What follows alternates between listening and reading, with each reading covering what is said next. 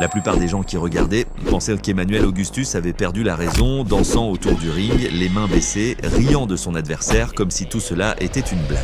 La foule ne savait pas s'il fallait encourager ou appeler quelqu'un. Il n'était pas fou, il était juste aussi bon. Ce soir, son adversaire est Torwal Amatus. Il entre en s'attendant à un match de boxe. Ce qu'il obtient est quelque chose pour lequel personne n'aurait pu le préparer.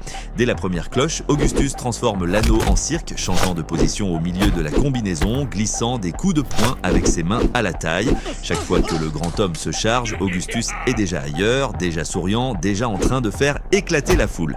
L'homme fait un spectacle en temps réel et tout le monde dans ce bâtiment le sait.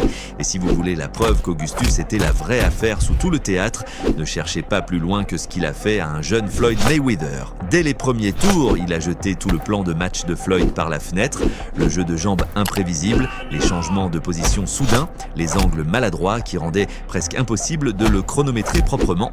Floyd ne pouvait pas trouver son rythme, ne pouvait pas s'installer dans la boxe défensive lisse qu'il a rendue célèbre parce que Augustus refusait tout simplement de se comporter comme un adversaire normal. Chaque fois que Floyd pensait l'avoir compris, Augustus a fait quelque chose de complètement différent. Floyd a commencé à s'ajuster comme Floyd le fait toujours, utilisant son jeu de jambes et son rôle de général du ring pour couper les angles, poser les coups les plus nets, commençant lentement à imposer sa volonté et même à le faire saigner. Mais Augustus n'arrêtait pas de le mettre mal à l'aise, de le faire travailler, de le faire réfléchir d'une manière que Floyd avait rarement à penser aussitôt dans sa carrière. Au dernier tour, Floyd avait pris le contrôle, les coups d'Emmanuel semblaient faibles, son moral était introuvable et les tableaux de bord le reflétaient. Le match s'est terminé par un barrage de coups de poing de Mayweather et le coin d'Emmanuel jetant l'éponge. Tous ceux qui ont regardé ce combat savaient que quelque chose s'était passé. Augustus avait fissuré la surface d'un combattant apparemment intouchable et exposé quelque chose de réel en dessous.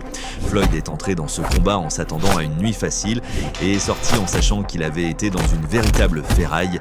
Ça n'arrive pas souvent, c'est à peine arrivé tout au long de sa carrière. Floyd a même mentionné plus tard dans plusieurs interviews qu'Augustus était l'adversaire le plus dur de toute sa carrière. Un autre moment fort de la carrière d'Emmanuel a été son combat de l'année 2001 contre Mickey Ward. 10 rounds, 2000 coups de poing lancés entre eux. Les deux hommes l'ont brisé, les deux hommes refusent d'arrêter. Ward a pris la décision, mais personne qui a regardé ce combat ne s'en souvient comme d'une victoire de Ward. Augustus est sorti de ce ring après avoir pris tout ce que Ward avait et l'a quand même fait ressembler à une performance. C'est qui était Emmanuel Augustus? Mais voici ce que les gens se trompent toujours à propos d'Augustus. La folie n'est pas la folie. Chacun de ses mouvements ridicules a un but. Alors qu'Amitus est occupé à être confus et embarrassé, Augustus le démonte, atterrit proprement, contrôlant chaque centimètre de cet anneau.